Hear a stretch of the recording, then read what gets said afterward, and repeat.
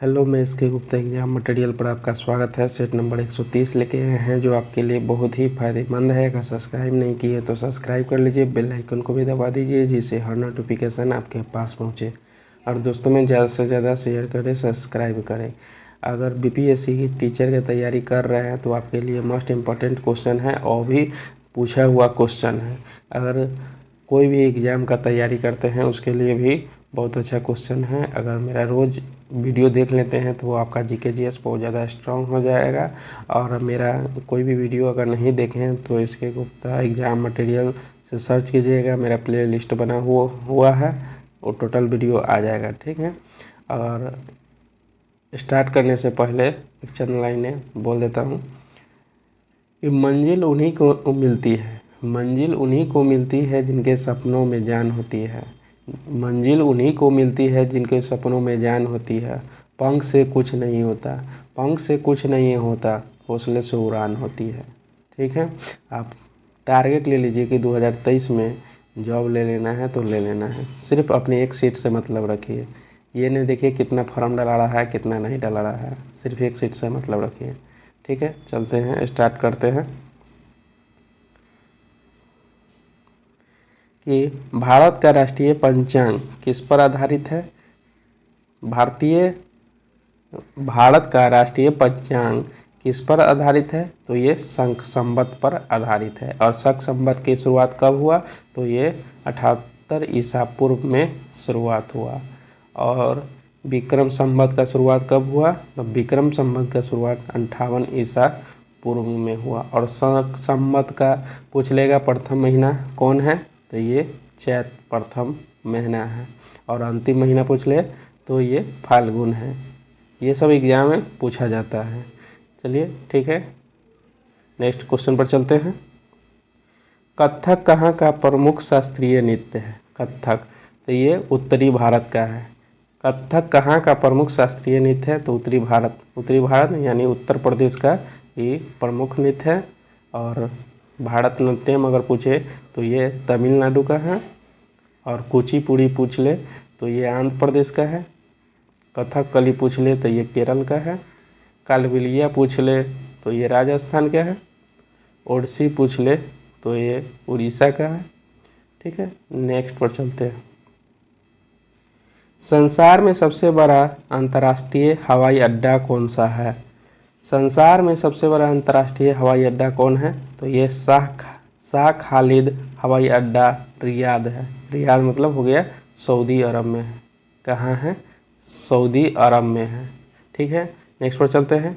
Israel की राजधानी कहाँ है, तो इजराइल की राजधानी जेरूसलम है। इजराइल की राजधानी कहाँ है, तो ये जेरूसलम है। और इजराइल की मुद्रा अगर पूछ ले तो इजराइल का मुद्रा होता है शकेल होता है। कौन होता है, शकेल होता है। ठीक है, नेक्स्ट पर चलते हैं। जर्मनी की सरकारी मुद्रा क्या कहलाता है। जर्मनी की सरकारी मुद्रा क्या कहलाता है, तो ये ड्यूस मार्क कहलाता है। क्या कहलाता है, ड्यूस मार्क कहलाता है। नेक्स्ट पर चलते हैं। संयुक्त राष्ट्र संघ के सभी सदस्य राष्ट्रों का प्रतिनिधित्व कहाँ होता है, तो ये महासभा में होता है। कहाँ होता है, तो ये महासभा में होता है। नेक्स्ट पर चलते हैं।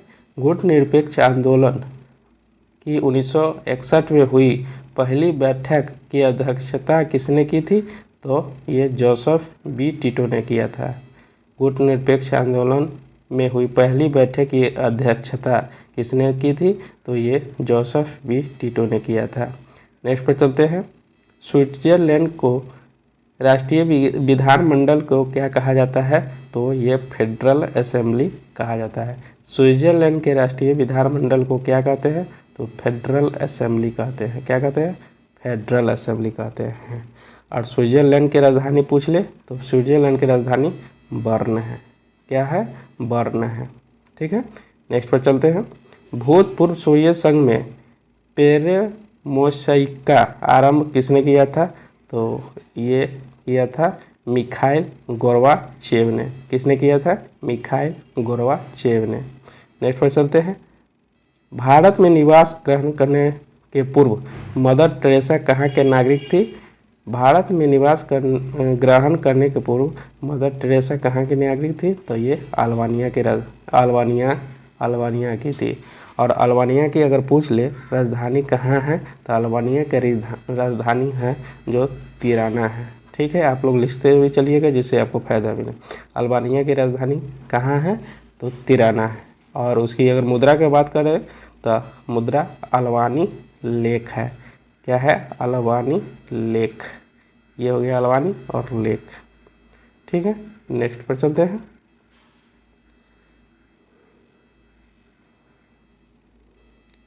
दिल्ली स्थित शांति वन किनकी समाधि है? दिल्ली स्थित शांति वन किनकी समाधि है? तो ये जवाहरलाल नेहरू की समाधि है, जवाहरलाल नेहरू की। अगर दूसरा पूछ ले वीर भूमि किससे संबंधित है, तो ये वीर भूमि राजीव गांधी से संबंधित है, वीर भूमि राजीव गांधी से संबंधित है। राजघाट अगर पूछ ले तो किससे संबंधित है, तो राजघाट महात्मा गांधी से संबंधित है, महात्मा गांधी से संबंधित है। ठीक है, नेक्स्ट पर चलते हैं। अजमद अली खां किसके लिए सुविख्यात के रूप में थे? अजमद अली खां किस लिए सुविख्यात के रूप में थे? तो ये सरोद वादक थे। क्या थे? सरोद वादक थे। अगर संतूर से पूछ ले तो ये महान जो थे वो शिव कुमार शर्मा थे, शिव कुमार शर्मा। संतूर किससे संबंधित थे? तो शिव कुमार शर्मा। और बिस्मिल्लाह खां पूछ ले तो ये शहनाई से संबंधित है, बिस्मिल्लाह खां शहनाई से संबंधित है। और पंडित रविशंकर पूछ ले तो ये सितार वादक है। क्या है?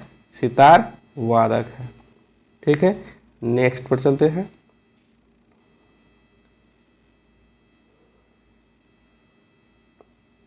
कि भारत की जनसंख्या में वृद्धि का मुख्य कारण क्या है? तो जनसंख्या वृद्धि इसलिए हो रहा है कि मृत्यु दर में कमी आया है, मृत्यु दर में कमी आया है। ठीक है, नेक्स्ट पर चलते हैं।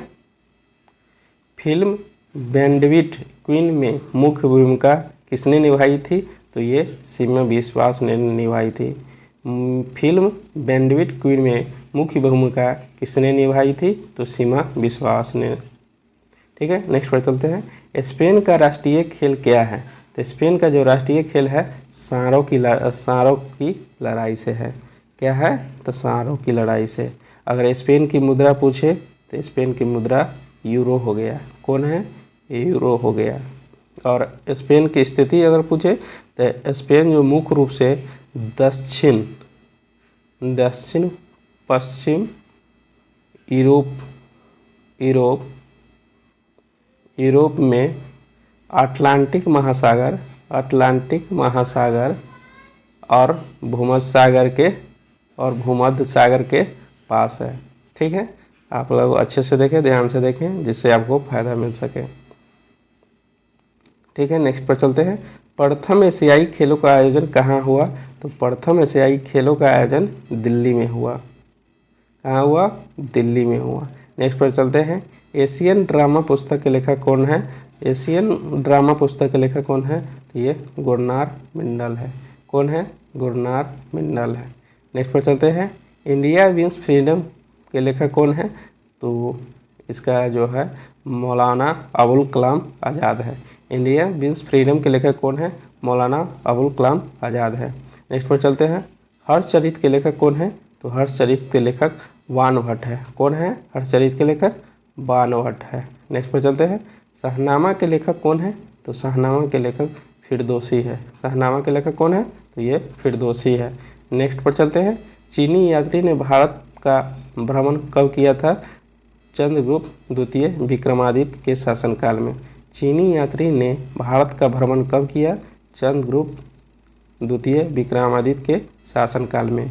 गुरु नानक का जन्म कब हुआ था?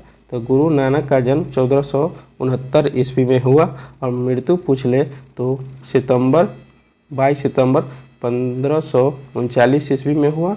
और कहाँ हुआ? तो ये करतारपुर में हुआ। और करतारपुर कहाँ है? तो ये पाकिस्तान में है। कहाँ है? पाकिस्तान में है। ठीक है, नेक्स्ट पर चलते हैं। स्वराज पार्टी के संस्थापक कौन है? तो स्वराज पार्टी के संस्थापक मोतीलाल नेहरू है। स्वराज पार्टी के संस्थापक कौन है? तो मोतीलाल नेहरू है। और मोतीलाल नेहरू का जन्म हुआ था 6 मई 1861 ईस्वी को हुआ। 6 मई 1861 ईस्वी को। मृत्यु कब हुआ?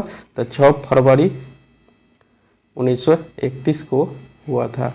ठीक है, नेक्स्ट पर चलते हैं। भारतीय राष्ट्रवादियों ने साइमन आयोग का बहिष्कार क्यों किया था? भारतीय राष्ट्रवादियों ने साइमन आयोग का बहिष्कार क्यों किया था? क्योंकि इसमें भारतीय सदस्य शामिल नहीं था। क्योंकि इसमें कोई भारतीय सदस्य शामिल नहीं था। ठीक है, नेक्स्ट पर चलते हैं। भारतीय राष्ट्रीय कांग्रेस और मुस्लिम लीग ने एक समझौता पर कब हस्ताक्षर किया? तो ये लखनऊ 1916 में हस्ताक्षर किए। और पूछे कि बंगाल विभाजन कब हुआ? बंगाल विभाजन कब हुआ?